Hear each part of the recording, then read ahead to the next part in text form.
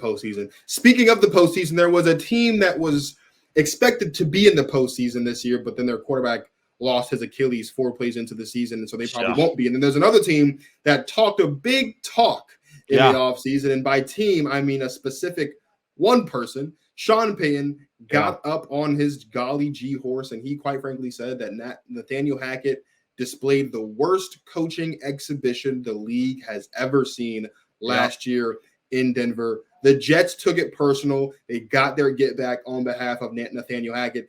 And now the Denver Broncos, with all that Walmart money, are sitting at 1-4 on the season, and they look downright god-awful. What's the bigger story coming out of this game? Is it the Jets getting the win or the Broncos losing again? Definitely the Broncos losing again. I feel downright embarrassed to know that I put the Broncos almost in the AFC Championship game in my 2023 NFL predictions for how the preseason was going to play out. But that's how much I trusted Sean Payton. That's how much I trusted Russell Wilson to get things going for this defense under Vance Joseph with all of that talent to actually be a much better football team. And seeing how they're playing out now, it's downright horrible. You could go on the flip side and say, oh, this is more about the Jets winning because the Broncos were supposed to win. But were the Broncos really supposed to win with the way that they've been playing football all year? It's been horrible. And you go and look, the Broncos have now lost to their former ball boy, their former head coach, their former defensive coordinator, multiple people that came through Denver. Sean Payton is now playing and losing to all of them. And I hate this for Sean Payton. I realistically do as a Saints fan because I know what he's done. We all know what he did for the New Orleans Saints franchise. But there's a damning piece here that I kind of just came to realize over this last week as to why things can possibly not be meshing so early.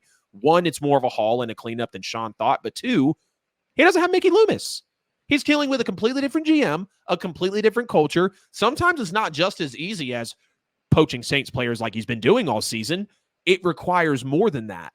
It requires actual schematics being worked up for a team that was a dumpster fire. And with Sean Payton being this offensive-minded coach, this guy that's supposed to have such a high stature, he's got the offense looking back better, thankfully.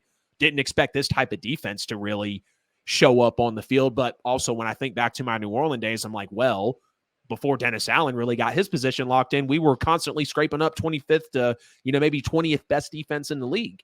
And just crossing our fingers that Drew Brees, Kamara, and Thomas could give us, 28 to 32 a game. So this is definitely more about the Broncos losing because this was a winnable game for them. But we know the Jets are talented. Clearly, they moved off of Zach Wilson to go for Aaron Rodgers. But outside of that, they're loaded. They're a packed team. I mean, show me a weakness on that team. Of course, we can see the O-line. Some people speculate that that's why Rodgers got so hurt early on because it was already busted line play. But this says more about the Broncos, no doubt. And I'm standing on it. Sean Payton could be gone by Thanksgiving. I don't know if Sean Payton can be gone by Thanksgiving. Let's. For those of you guys that don't know, the reason why I keep talking about Walmart money is because the people that own the Denver Broncos also own Walmart. So yes, this is quite literally Walmart money. This isn't a metaphor. This isn't cheek and tongue in cheek, cheek and tongue, whatever. This is fact. The people that own Walmart also own Broncos. So let's talk about what all this Walmart money has gotten them so far. They spent 3 first-round picks, 3 second-round picks, a 5th-round pick, $245 million over 5 years for Russell Wilson, and $85 million over 5 years for Sean Payton. So all in all, money-wise, they spent $330 million in Walmart money on Sean Payton and Russell Wilson, and they're 1-4 with one of the worst defenses in football, and they're pretty much going on a fire sale defensively now is what reports are looking like. And so this is absolutely all about. There's been calls on 5 players already for the Broncos. Cortland Sutton, Jerry Jeudy, couple of O-linemen. It's wild, man. People are calling. And I'm going to just keep this so honest. This is not – there's no objective football talk that's about to happen right now. This is every chance I get this season to take a victory lap on the Denver Broncos, I'm going to. Let's talk about the Denver Broncos, who got Russell Wilson last season. And everybody and their mama was talking about, they're going to be locks for the Super Bowl, or they can take down the Kansas City Chiefs. And they showed up and they won 5 games last year. And everyone said, they won 7 games with Drew Lock. Imagine what they can do with Russell Wilson, but not I, because I sat up here and I said, well, they fired their head coach and they fired their GM or in and they fired their OC and they fired the DC, so the culture is changing, and the defense, while it's talented on paper, was hurt a little bit, and it might not be the same, and the offense isn't that good as people think it is, because you've got Cortland Sutton and Jerry Jeudy, who on paper should be one of the best wide receiver duos in football. They spend a lot of time on the sidelines because they're hurt all the time. And what happened last season? They won 5 games, and so far through this season, they have one win. They have 1 win this year. They have a win this year. So what you're telling me is, in 22 games, Russell Wilson has still yet to match the win total from Drew Lock 2 years ago when he was 7-10. That's unacceptable. Sean Payton sucks. Russell Wilson sucks. The offense sucks. The defense sucks. The team sucks. Uniforms suck. They're just bad. Like, from top to bottom, they're atrocious. Wide receiver room is garbage. Running back room, garbage. O-line, terrible. D-line, terrible. Like, I feel bad a little bit for Pat Surtain. I really do, because he is such a generational talent at the quarterback position, and he literally has football. His daddy is definitely disappointed. 100% disappointed. I cannot sit here. I'm not giving you any objective anything. I am not going to sit here and tell you that there's light at the end of the tunnel, because by God, I hope there's not. Because I want to spend 5 minutes every week coming on this show and clowning the Denver Broncos, because there's people in Denver who really thought that the Denver Broncos would go back to being what they used to be. Can you imagine? Can we really sit here and talk about the fact that the Denver Broncos have not even made it to the playoffs since Peyton Manning rode his Bronco into the sunset after Super Bowl 50 in 2015? And can we talk about the fact that the Broncos, despite having a future Hall of Fame quarterback and a future Hall of Fame head coach, are nowhere near closer to making the playoffs this season? Yeah, it's embarrassing. It's they bad. Were last season. I love this. I love being able to be right. Why do you love it so much? Tell me why you love it so much. Because you called it? I love being right, bro. There's something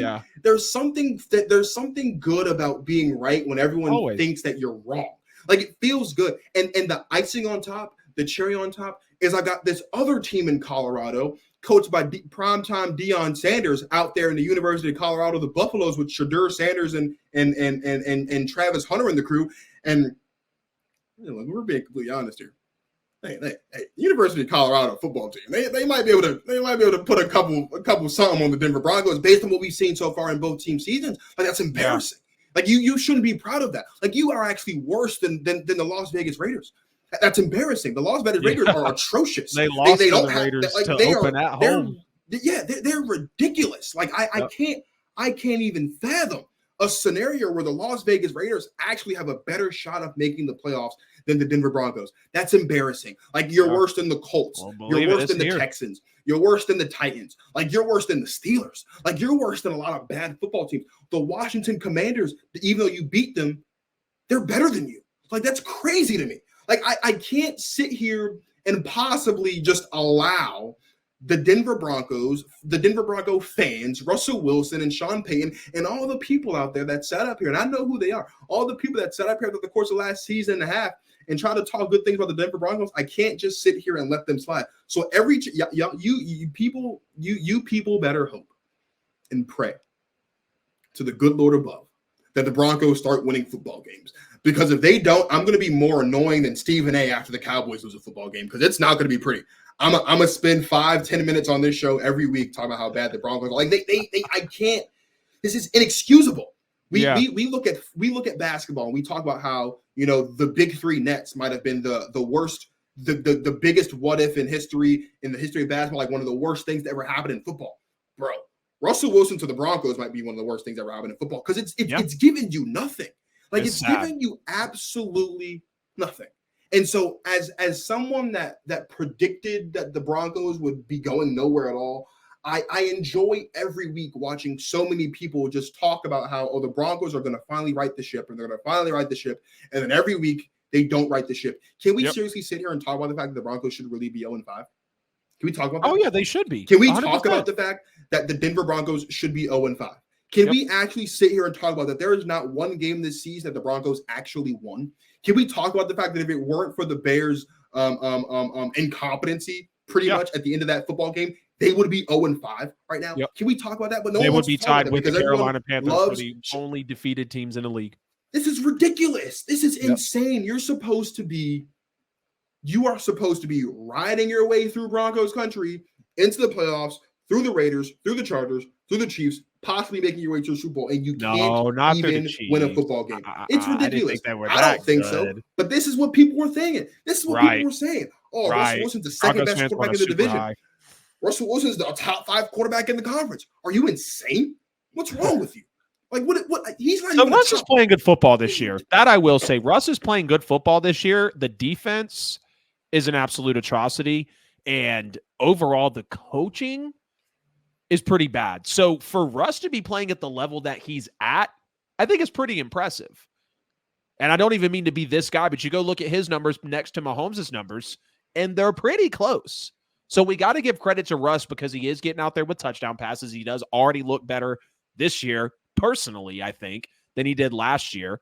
So I'm glad to see Russ performing up to a much better level than last year. But this is an atrocity from Sean Payton. Like, is this the same Sean Payton that just left New Orleans? But I'll be honest with you, I'm enjoying it too because Sean Payton goes out and says, my heart really wasn't in it anymore. I get it, bro. We had some heartbreaking, devastating last 4 years that you were there. We literally set an NFL record for most wins without a Super Bowl appearance. You know how much that hurts? That feels like razor blades coming up through my throat and out of my mouth right now saying that. We had to witness that. But Sean Payton also came out and said something about this as well. And I think it could be a possible point of the game going past Sean Payton. Hear me out here.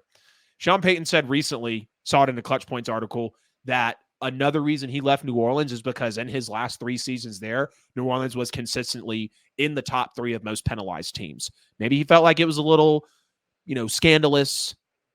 They were getting taken advantage of. The refs were against them, whatever.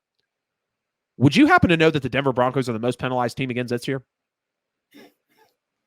At some point, we got to turn around and look at Sean. And I love him. I love him. But didn't you think it was a little quirky to open the damn season with an onside kick that was never going to go to the Broncos? I mean, come on. Are you trying to be cute and show us what you were capable of before? Or know that you're actually working with a Russell Wilson who can make any play on the field when he's coached right? And you can't say that about every quarterback. Not every quarterback can make every play on the field when coached right. Russ doesn't have those limitations on him, but he has to be coached correctly. And we've seen that. Let me just do some quick math for you right now. I just want to make something super, super clear. If we just project Russell Wilson's stats so far for this season, he's on pace for a touch over 4,100 yards. Mm-hmm. He's on pace for about 30 touchdowns. Mm-hmm. And we're talking like around 10, 15, maybe anywhere from 10 to 15 picks.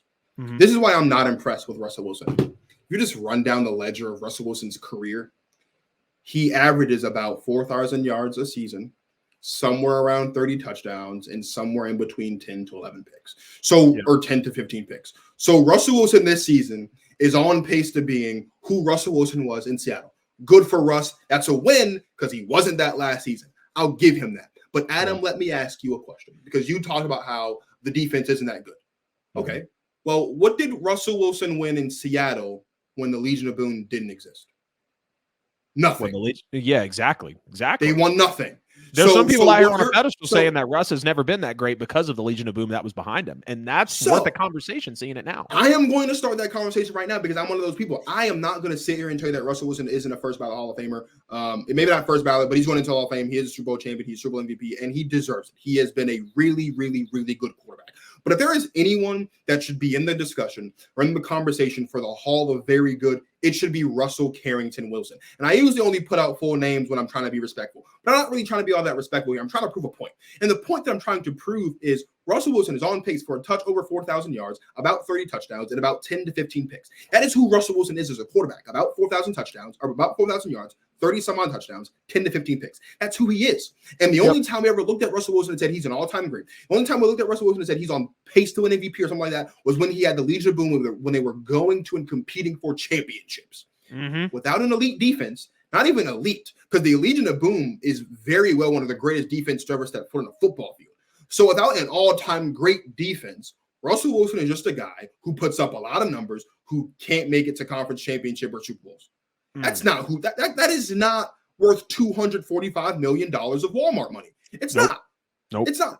Like, if I'm not mistaken, You could take all that money, Walmart, and invest it in all these anti-theft things you keep trying to invest in Walmart stores all over the place. That's what you should be doing with that money. But instead, you're paying Russell Wilson to be what he was in Seattle, which is a really good quarterback who can't win championships. Yeah, and he doesn't even look as good as he did in Seattle. And he doesn't. The definition of insanity, before we move on, is doing the same thing over and over and over again, expecting different results. How many times are we going to sit here and expect Russell Wilson to keep being the same guy he's always been and it resulting in a championship? So what they should be doing, and listen, I'm not a business consultant, I'm not an accountant, and I have no right giving anyone any financial advice because I need financial advice myself. But if I could just bestow some financial advice among the owners of Walmart and the owners of the Denver Broncos, instead of investing $240 million worth of your money and $240 million worth of your time and $240 million worth of your energy into one Russell Wilson, what you should be doing is investing half of that money into Walmart so people can stop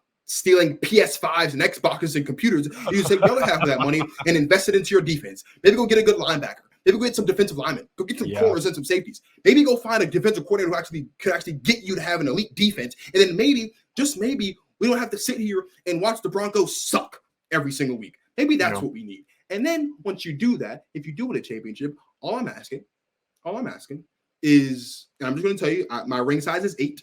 Okay, it's 8. You just get a ring and you send it to me. I won't put my address out there, but I'll text it to you. Okay, you just send me a ring for taking my financial advice because that's what you need to do if you want to win a championship. Because paying Russell Wilson almost $250 million worth of your own Walmart money is not the answer. And that's all I got. Yeah, right there with you, man. It's an abomination, and it just goes to show you that you shouldn't run your mouth about a situation before you're actually inside the situation and you understand what's going on. I can even put this on a personal level, man.